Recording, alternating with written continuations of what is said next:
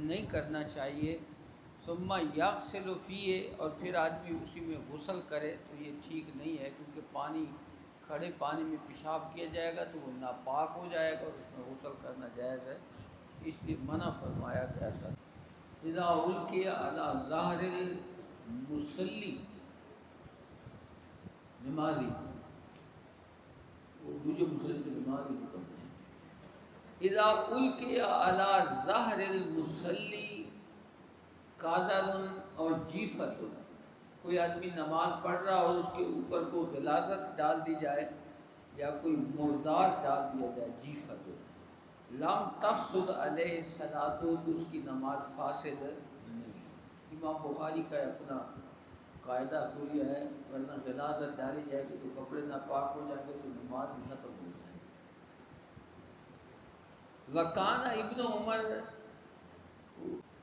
اذا القی علی ظہر المصلی قذر اور جیفت لم تفسد علیہ الصلاۃ۔ وکان ابن عمر اذا رأى فی ثوبہ دما، جب وہ اپنے کپڑے میں خون دیکھتے، وہو یصلی درا، حالانکہ وہ نماز پڑھ رہے ہوتے تھے، وضعہ، تو وہ کپڑا اتار دیتے تھے، وہ کپڑا، ومضی فی صلاتی، اور اپنی نماز کو جاری رکھتے تھے۔ وقال ابن المسیب والشعبی اذا صلی وفی ثوبہ دم او جنابۃ او لغیر القبلۃ، جب کوئی آدمی نے نماز پڑھی طرح حالانکہ اس کے کپڑے پہ خون لگا ہوا تھا یا جنابت لگی ہوئی تھی یا غیر قبلہ کی طرف، یعنی منہ قبلہ کی طرف کرنا ہوتا ہے، اس نے غیر قبلہ کی طرف نماز پڑھی منہ کر کے، اور تیمم فصلی، یا تیمم کر کے نماز پڑھی، ثم ادرک الماء فی وقت ہی، اور پھر وقت کے اندر ہی اس کو پانی مل گیا، لا یعید، تو وہ نماز کا اعادہ نہ کرے۔ لیکن ہمارے نزدیک اگر کپڑا پہ خون لگا ہوا تھا اور اتنی مقدار میں تھا کہ جس سے کپڑا ناپاک ہو جاتا ہے تو نماز نہیں ہوگی، سمجھے نا۔ اور جنابت، یا اس کے جسم کے اوپر جنابت لگی ہوئی ہو، یعنی منی لگی ہوئی تو ویسے کپڑا پاک ہوگا، نماز نہیں ہوگی۔ اچھا جی، تو امام بخاری بہرحال یہ ثابت کر رہے ہیں کہ ان چیزوں کے لگے ہوئے ہونے سے بھی نماز ہو جائے۔ حدثنا عبدان قال اخبرنی ابی عن شعبہ عن ابی صاحب، تو امام بخاری رحمۃ اللہ تعالی علیہ نے یہ ابن مسیب اور شعبی کا قول نقل کیا ہے۔ تو امام ابو حنیفہ رحمۃ اللہ تعالی علیہ فرمایا کرتے تھے کہ میرے لیے حجت قرآن، حدیث اور صحابہ کا قول ہے، تابعین کا قول میرے لیے حجت نہیں ہے، کیونکہ آپ فرماتے تھے ہم رجال بنام رجال، وہ بھی علماء تھے اور ہم بھی علماء ہیں، جس طرح وہ سوچتے ہیں ہم بھی سوچتے ہیں، اس لیے ان کا قول میرے لیے حجت ہے۔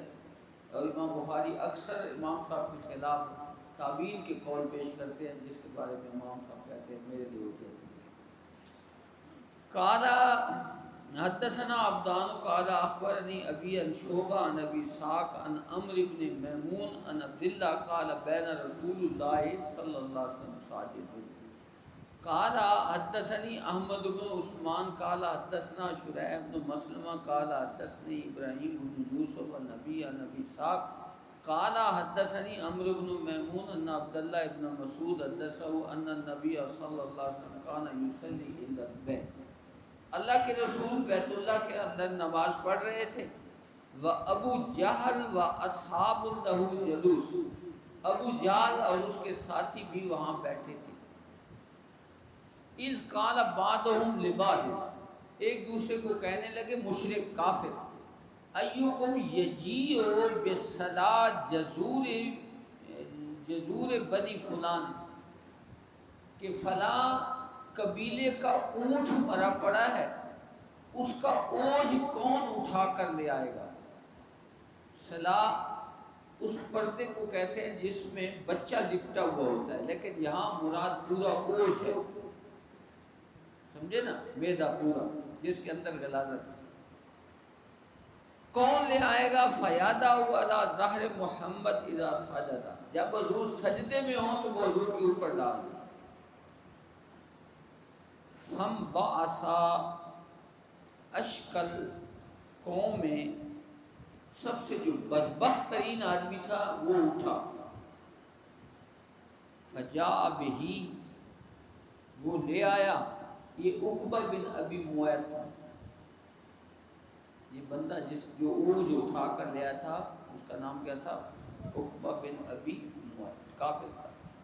فجاء بہ، تو وہ غلاظت اٹھا کر لایا، فناظر، وہ دیکھتا رہا حتی سجد النبی صلی اللہ علیہ وسلم، حتیٰ کہ حضور سجدے میں تشریف لے گئے، ووضعہ علی ظہرہ بین کتفیہ، تو اس نے حضور کی کمر پر وہ ڈال دیا۔ وانا انظر، حضرت عبداللہ بن مسعود کہتے ہیں میں دیکھ رہا تھا یہ سارا منظر، لا اغیر شیئا، لیکن میں کوئی تبدیلی نہیں کر سکتا تھا، یعنی وہ کافر تھے، وہ مجھے بھی مارتے اگر میں حضور کو بچانے کی کوشش کرتا، تو یہ مسکین آدمی تھے۔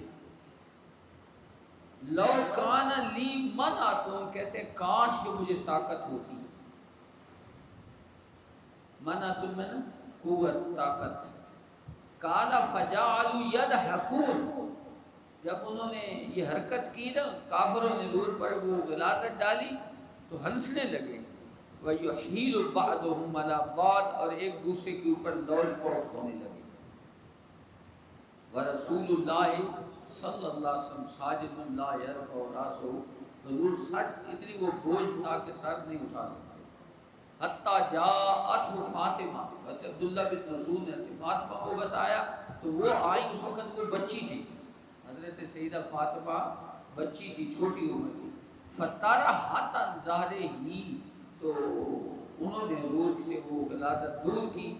فرفع راسہ، پھر حضور نے سر اٹھایا، ثم قال، حضور نے اللہم علیک بقریش، یا اللہ قریشیوں کو اپنی گرفت میں لے لے، جنہوں نے یہ حرکت کی ہے، حضور نے ان کے خلاف دعا کی، ان کو اپنی گرفت میں لے لے، ثلاث مرات، 3 مرتبہ۔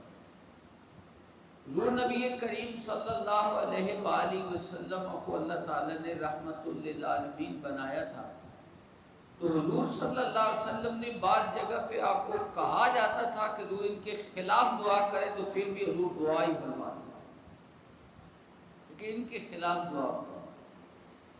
تو علماء نے لکھا ہے کہ اگر حضور کو معلوم ہوتا کہ یہ لوگ ایمان لے آئیں گے تو پھر ان کے خلاف دعا نہیں کرتے، ان کے حق میں دعا کرتے، اور جن کے بارے میں حضور کو معلوم ہوتا کہ یہ ایمان نہیں لائیں گے تو پھر ان کے خلاف بھی دعا کرتے۔ یہ سارے ایمان نہیں لائے تھے۔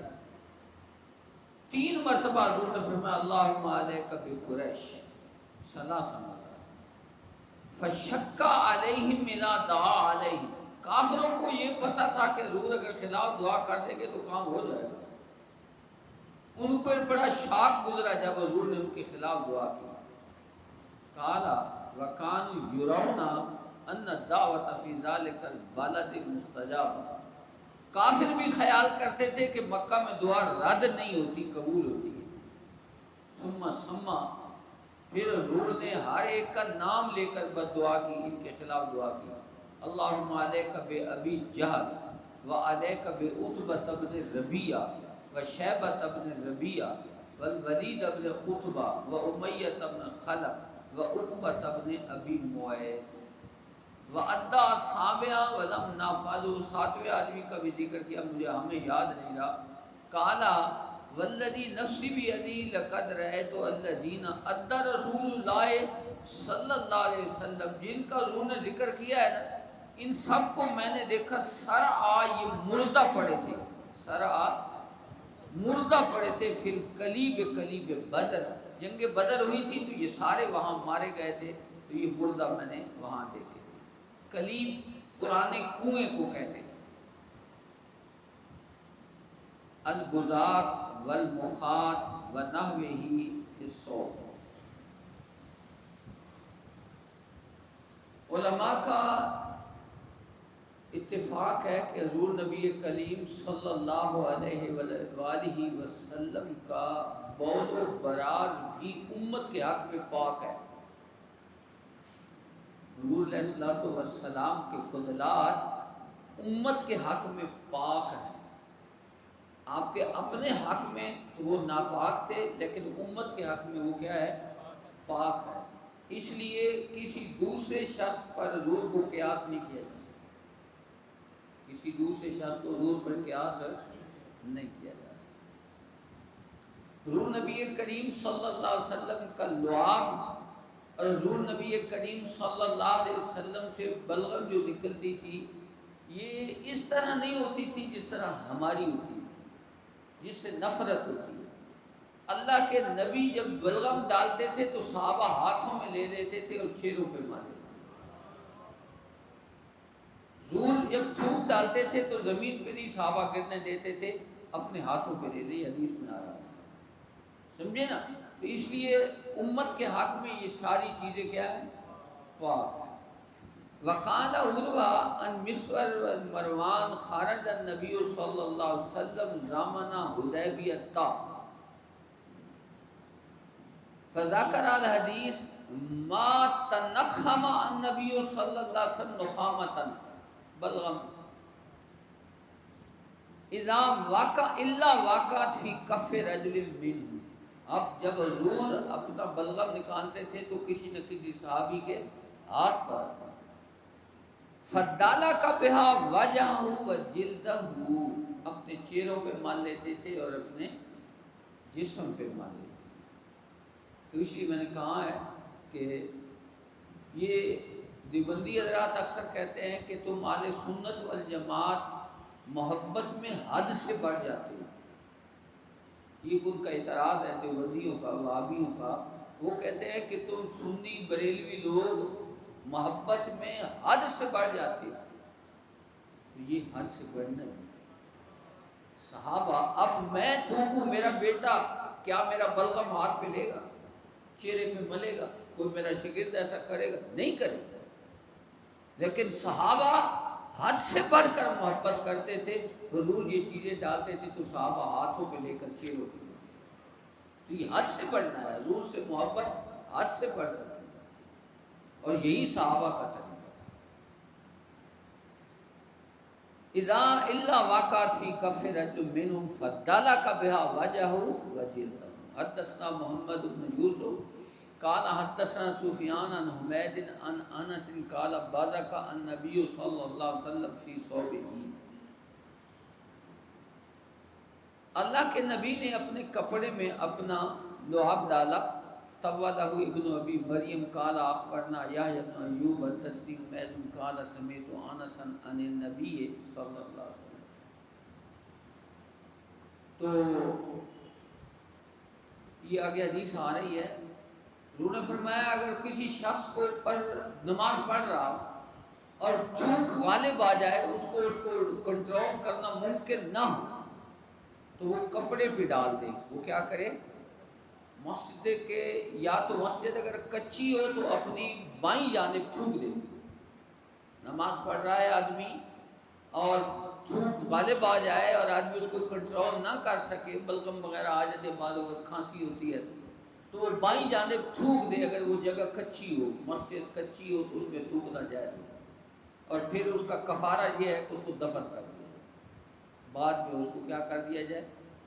لیکن اگر جس طرح آج کل مسجدیں ہوتی ہیں، قالین ہوتے ہیں، صفے وغیرہ ہوتی ہیں، تو ایسی صورت ہو تو پھر حضور نے فرمایا کہ اپنے کپڑے پہ ڈال لے اور اس کو مل دے، اس کو آپس میں کیا کر دے؟ مل دے۔ یہ آگے حدیث میں آ جائے۔ باب لا یجوز الوضوء بالنبیذ ولا المسکر۔ نبیذ رات کے وقت کھجوریں وغیرہ بھگو کر رکھ دی جاتی ہیں اور صبح اس کو پیا جاتا ہے، اس کو کیا کہتے ہیں؟ تو اس سے وضو کرنا جائز نہیں ہے۔ ولا المسکر، نشہ دینے والی چیز، جو چیز نشہ آور ہو۔ قارئ الحسن و ابو العالیہ وقال عطا التیمم احب الی من الوضوء بالنبیذ واللبن۔ میرے نزدیک تیمم کرنا زیادہ محبوب ہے نبیذ اور دودھ سے وضو کرنے سے، نبیذ اور دودھ سے وضو۔ حدثنا علی بن عبداللہ قال حدثنا سفیان قال حدثنا زہری عن ابی سلمہ عن عائشہ عن النبی صلی اللہ علیہ وسلم قال کل شراب اسکر فہو حرام۔ ہر مشروب، شراب سے مراد کیا ہوگا؟ ہر پینے والی چیز اسکرہ جو نشہ دے، فہو حرام، وہ کیا ہوتی ہے؟ حرام۔ ایک ہوتا ہے خمر، خمر یہ انگور کے شیرے سے بنایا جاتا ہے، یہ مطلقاً حرام ہے۔ انما الخمر والمیسر، قرآن میں ہے نا، یہ حرام ہے، مطلقاً حرام ہے، یہ تھوڑا سا بھی ہوتا بھی حرام ہے، نشہ دے تب بھی حرام ہے، نشہ نہ دے تب بھی حرام ہے۔ باقی چیزوں سے شراب بنائی جاتی ہے، کھجوروں سے شراب بنائی جاتی ہے، جو سے شراب بنائی جاتی ہے، شہد سے شراب بنائی جاتی ہے، وہ اس وقت حرام ہوتی ہے جب نشہ دے۔ وہ دوسری شرابیں اس وقت حرام ہوتی ہیں جب اگر وہ نشہ نہیں دیتی تو پھر اس وقت تک وہ حرام نہیں۔ یہ یاد رکھنا ہے بس۔ کل شراب، تو یہاں شراب سے مراد ہر مشروب، اسکرا فہو حرام۔ باب غسل المرأۃ اباہا الدم عن وجہی، عورت کا اپنے باپ کے چہرے سے خون کا دھونا، بیٹی اپنے باپ کے چہرے سے خون کو دھوئے۔ وقال ابو العالیہ امسحوا علی رجلی فانها مریضۃ، ابو العالیہ نے اپنے گھر والوں کو کہا کہ میرے پاؤں کو مس کرو، یعنی اس کو دباؤ، فانها مریضۃ، کیونکہ میرا پاؤں مریض ہے، تکلیف ہوگی نا۔ حدثنا محمد قال حدثنا سفیان بن عیینہ عن ابی حازم سمع سعد بن سعد سال الناس، لوگوں نے ان سے پوچھا، وما بینی و بینہ احد، میرے درمیان اور سہل کے درمیان کوئی بندہ موجود نہیں تھا۔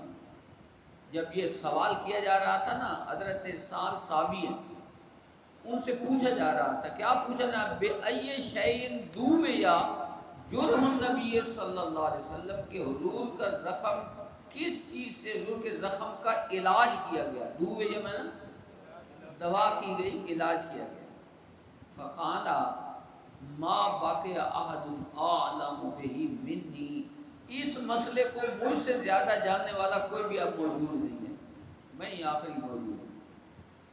کان علی یجیء بالترسی فی ماء، جب حضور کا چہرہ زخمی ہوا تو حضرت علی شیر خدا رضی اللہ تعالی عنہ اپنی ڈھال میں پانی لا رہے تھے، ترس میں نا ڈھال، وفاطمہ رضی اللہ تعالی عنہ تغسل عن وجہی الدم، اور فاطمہ جو تھی وہ حضور کے چہرے سے خون کو دھو رہی تھی، پھر خون رک نہیں رہا تھا تو زیادہ ہو رہا تھا، پانی ڈال رہی تھی تو خون زیادہ ہو رہا تھا، تو پھر حضرت فاطمہ نے ایک چٹائی کا ٹکڑا جلایا، اخذ حسیر فاورقا، چٹائی کا ٹکڑا لے کر اس کو جلایا گیا، فحوشی بہ جرحہ، حضور کے زخم پر اس راکھ کو لگایا گیا۔ ابھی دیہاتوں کے اندر کسی کو زخم ہو جائے تو چولہے سے راکھ لے کر دکھاتے ٹھیک ہو جاتی۔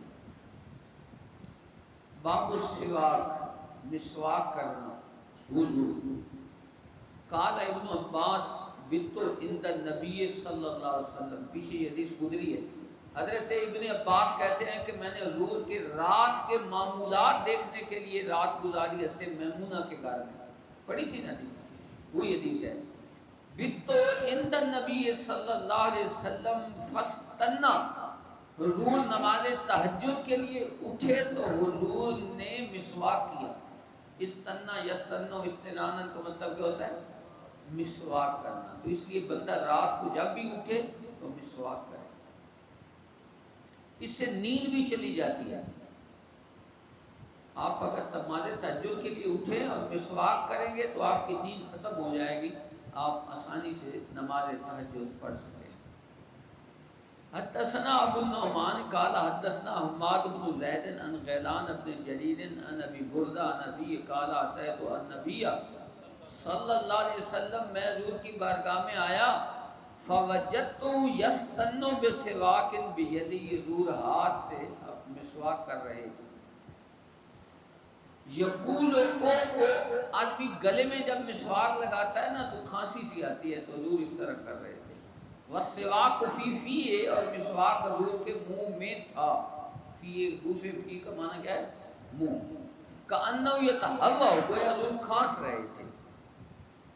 حدثنا عثمان قال حدثنا جریر عن منصور عن ابی وائل عن حذیفہ قال کان النبی صلی اللہ علیہ وآلہ وسلم اذا قام من اللیل، جب بھی رات کو اٹھتے نماز تہجد کے لیے، یشوس فاہ بالسواک، سب سے پہلے اپنے منہ کو مسواک سے صاف کرتے تھے.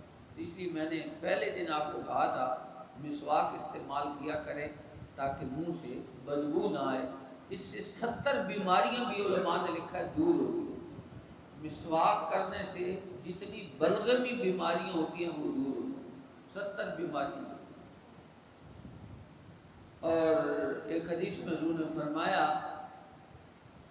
مسواک مردات للرب ومطہرۃ للفم، کہ یہ اللہ کی رضا کا باعث بھی ہے اور منہ کو بھی صاف کرتا ہے. اس لیے کوشش کیا کریں بجائے ٹوتھ پیسٹ وغیرہ استعمال کرنے کے، جائز ہے، وہ منع نہیں ہے، جائز ہے، لیکن اس کی بنسبت جو حضور نے کام کیا ہے وہ کریں گے تو اس کے فوائد زیادہ ہوں.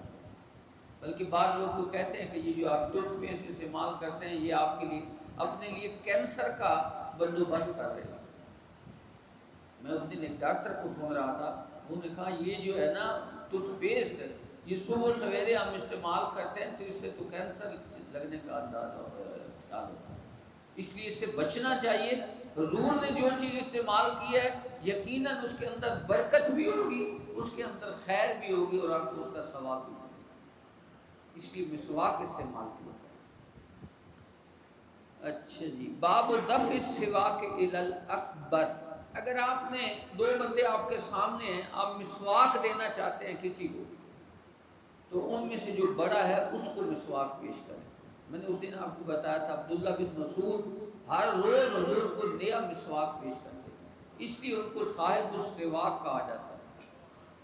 صاحب السواک کے حضور کو وہ مسواک پیش کرتے، تو بڑے کو مسواک دینا چاہیے. وقال عفان حدثنا صخر بن جویریہ عن نافع عن ابن عمر ان النبی صلی اللہ علیہ وسلم قال ارانی اتوسک بسواک. حضور نے فرمایا میں نے خواب میں دیکھا کہ میں مسواک کر رہا ہوں. ارانی فجانی رجلان، تو خواب میں میرے پاس دو بندے آئے. احدہما اکبر من الاخر، ایک عمر میں بڑا تھا اور ایک چھوٹا تھا. فناولت السواک الاصغر منہما، میں نے چھوٹے کو مسواک دیا. فقیل لی، تو مجھے خواب میں کہا گیا کبر، بڑے کو مسواک دو. فدفعت الی الاکبر منہما، تو میں نے پھر مسواک بڑے کو دی. قال ابو عبداللہ، اس سے مراد امام بخاری خود ہوتے ہیں. امام بخاری فرماتے ہیں اختصرہ نعیم عن ابن المبارک عن اسامہ نافع عن ابن عمر، انہوں نے مختصر حدیث میں. باب فضل من باتا علی الوضو، وضو کر کے سونا. رات کو جب سونے لگے تو وضو کر کے سونا اور یہ دعا پڑھ کر سونا. حدثنا محمد بن مقاتل قال اخبرنا عبداللہ قال اخبرنا سفیان عن منصور عن سعد بن عبیدہ عن البراء بن عازب قال قال النبی صلی اللہ علیہ وآلہ وسلم اذا اتیت مضجعک، جب تم بستر پر آؤ، فتوضا وضوءک للصلاۃ، اس طرح وضو کرو جس طرح نماز کے لیے کرتے ہو. ثم اتجع علی شقک الایمن، ہر چیز حضور نے بیان، سونے کا طریقہ بھی بیان کیا. تو پہلے دائیں جانب پر سونا ہے، علی شقک الایمن، دائیں جانب پر سونا. ثم قل، پھر سوتے ہوئے یہ دعا پڑھو، اللہم اسلمت وجہی الیک وفوضت امری الیک. فوضا یفوض تفویض کرنا، میں تیرے سپرد کرتا ہوں. والجأت ظہری الیک، میں تیری پناہ میں آتا ہوں.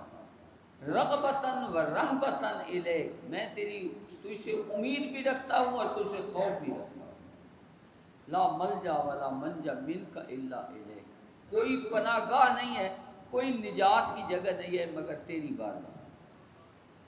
اللہم آمنت بکتابک الذی انزلتا، یا اللہ میں اس کتاب پر ایمان لایا جو تو نے نازل کی، وَبِالنَّبِيِّكَ الَّذِي أَرْسَلْتَ، اس نبی پر بھی ایمان لایا جس کو تو نے مبعوث فرمایا۔ حضور نے فرمایا وَإِن مُتَّ مِن لَيْلَتِكَ، اگر باوضو اور یہ دعا پڑھ کر اگر تو سوئے اور اس رات تمہاری موت واقع ہو جائے، فَأَنْتَ عَلَى الْفِطْرَةِ، تو اسلام پر مرے گا، فطرت پر مرے گا، مطلب ہے فطرت اسلام پر۔ وَجْعَلْهُنَّ آخِرَ مَا تَتَكَلَّمُ بِهِ، اس کے بعد کلام نہیں کرنی، یہ آخری کلام ہونا چاہیے، یہ دعا آخری کلام ہونا چاہیے۔ قالا، راوی کہتے ہیں حضرت براء بن عازب کہتے ہیں فرددتها علی النبی صلی اللہ علیہ وسلم، میں نے حضور علیہ الصلوۃ والسلام کو یہ دعا دوبارہ سنائی، فرددتها لوٹائی، سنائی، فلما بلغت، جب میں اس کلمے پر پہنچا نا، اللہم آمنت بکتابک الذی انزلت، تو آگے تھا نا وَبِالنَّبِيِّكَ الَّذِي أَرْسَلْتَ، میں نے پڑھا وَرَسُولِكَ الَّذِي أَرْسَلْتَ، نبی کے لفظ کی جگہ میں نے رسول پڑھ دیا، تو حضور نے فرمایا قال اللہ، نہیں، حالانکہ نبی اور رسول میں کیا ہو رہا ہے، حضور نبی بھی تھے رسول بھی تھے۔ حضور نے فرمایا وَالنَّبِيِّكَ الَّذِي أَرْسَلْتَ، وہی لفظ پڑھو جو میں نے پڑھے۔ اس لیے کہتے ہیں کہ دعا کے اندر وہی الفاظ پڑھنے چاہیے، کیونکہ دعا کے الفاظ توقیفی ہے، ان میں زیادہ برکت ہوگی، جو حضور نے بیان فرمائے ہوگے انہی کو پڑھنا چاہیے۔ اس لیے حضور نے اتنا بھی گوارا نہیں کیا کہ نبی کی جگہ رسول کا لفظ بولا جائے، حضور نے فرمایا وَالنَّبِيِّكَ، تو اس کے اندر زیادہ اثر ہوتا ہے کہ حضور کے کلمات کو پڑھا جائے۔